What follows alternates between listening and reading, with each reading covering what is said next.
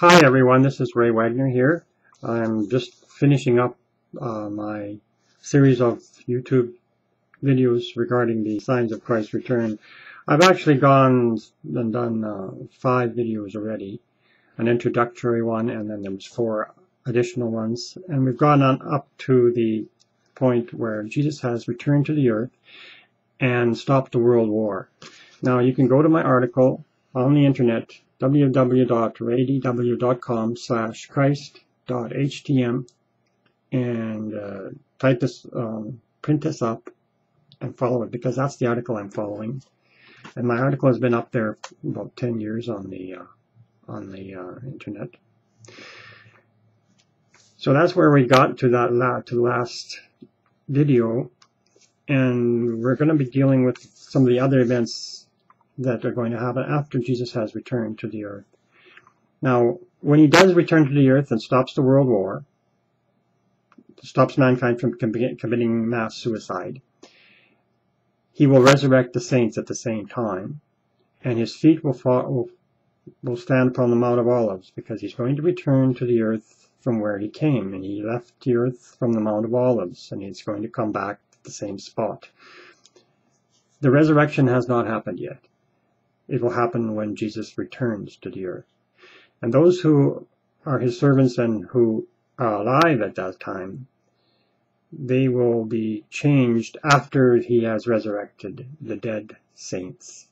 These people who are still alive will be then changed, and they'll meet Christ in the air, and they will not be going to heaven. They will be going to Jerusalem. Now, there's some things we need to walk for in these prophecies, and some of the signs we can look for, but what we have to deal with is the 7 last plagues. The 7 last plagues, they're not associated with the seals, 7 seals and the 7 trumpets. They are the wrath of God's upon his enemies. And now we started out with the book in God's right hand. It's in Revelation 5:1. It's sealed with 7 seals. Christ is worthy to loose the seals. And then the 7th seal was divided into the 7 trumpets. And we've gone through that and explained a little bit about them. And the 7th trumpet, that is the time when Jesus returns bodily, physically. He returns to stop the war, resurrect the saints. And then after he comes back on the earth, and there's a transitional period. A lot of people, maybe they assume, and it's easy to assume that when Christ returns, he's going to set up his kingdom right away. No, it's not going to happen right away. There will be a transitional period where he comes back to the earth, then he's in Jerusalem. He's setting up his nation there in the Middle East, Israel. He begins to gather some of his people back. Then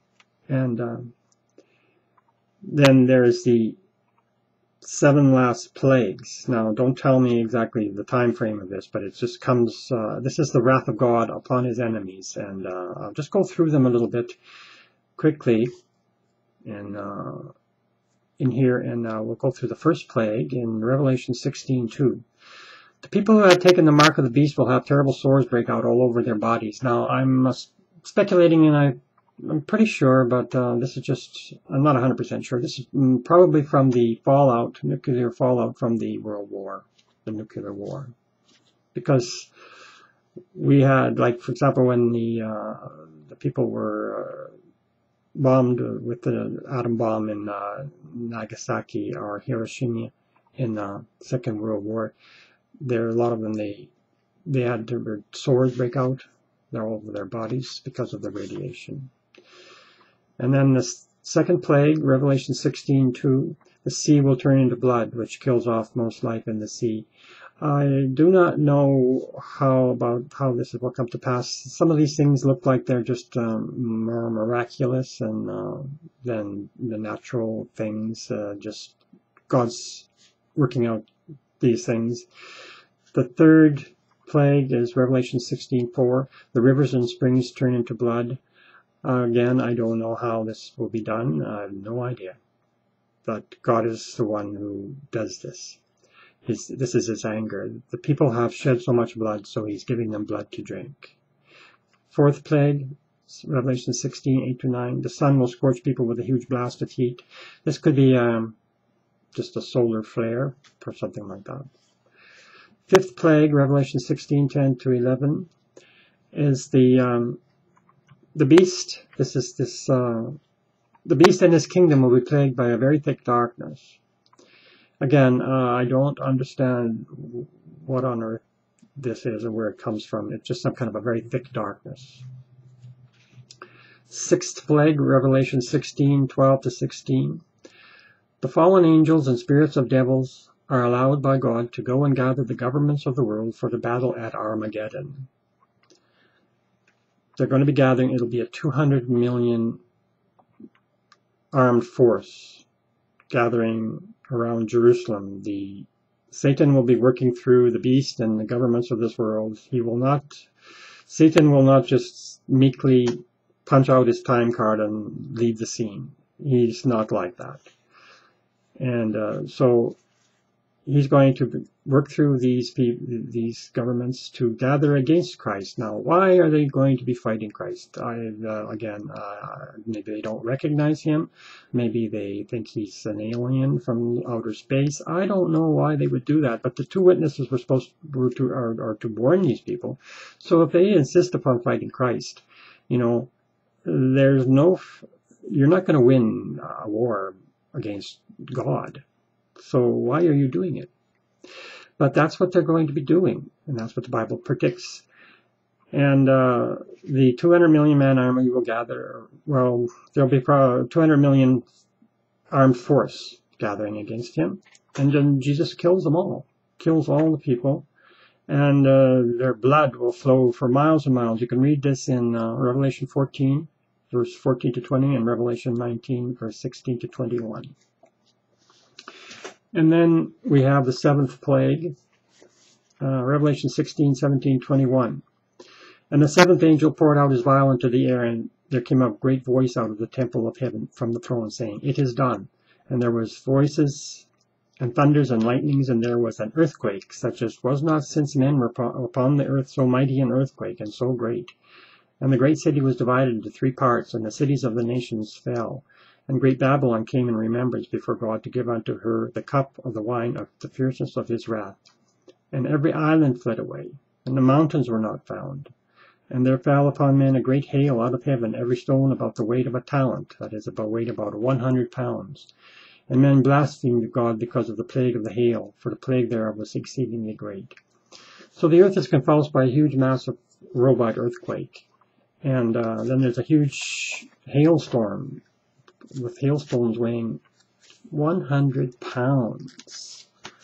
And this earthquake is all around the world, and cities all around the world falling down.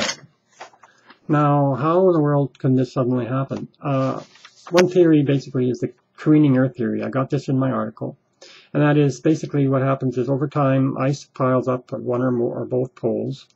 And this can affect the spin of the earth, because the earth is spinning. And one spin is 1 day. And so then what happens basically is it starts wobbling because of the imbalance, and then it just tilts over. It'll still stay in the same orbit around the sun, but it'll tilt. And then there will be kind of a wobbling back and forth for a while until it stabilizes, where on the poles will just move over and be where the equator is now. And then the equator would be where the poles are now. And then this ice would all start melting. And if all the...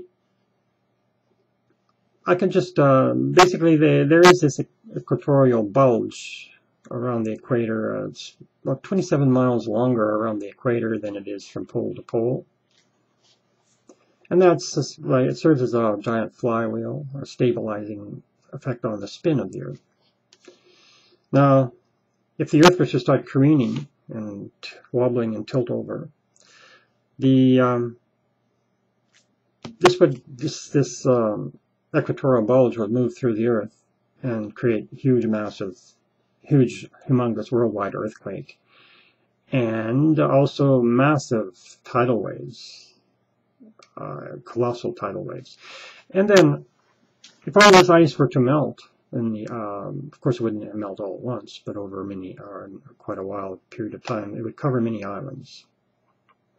I'll just try to, I got this in my article, but I'll just try to put this in a little bit of perspective about the size of the South Pole ice cap. In 2010, it's enormous. To put this in perspective, let us say the South Pole ice cap center was North Dakota.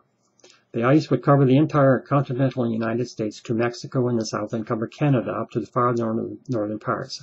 About 70% of the world's fresh water is locked into the ice of Antarctica. Antarctica is covered by ice an average of 7,000 feet thick.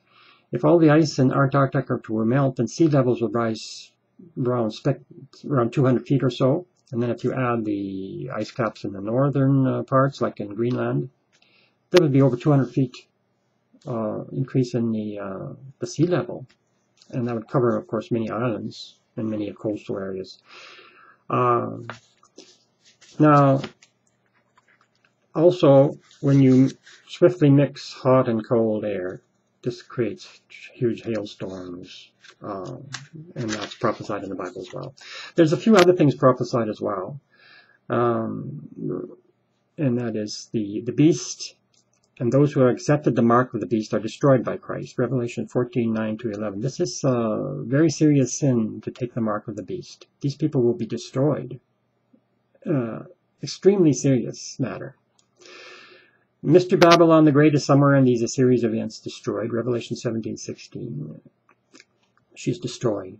And the people will turn against her and destroy her property. Then Christ and his armies go after Satan and his host of fallen angel followers. And Satan is stripped of his jurisdiction over the earth. The Feast of Day of Atonement points to that. And that happens after Christ has returned and is a transitional period, maybe 7, 8, 10 years. So there's a transitional period. Then when Christ deals with his enemies, the final enemy, the real big enemy he's going to deal with, he's going to take Satan and lock him up. And he's going to be stripped of his power over mankind. And he'll be locked up for 1,000 years. And that'll be a very happy day. So then, of course, then Christ brings back the exiles, and he establishes his nation, his model nation in Israel, and he establishes world peace. Wars will end. There will be a period of peace, joy, and prosperity for 1,000 years, which the Feast of Tabernacles points to as a millennium period.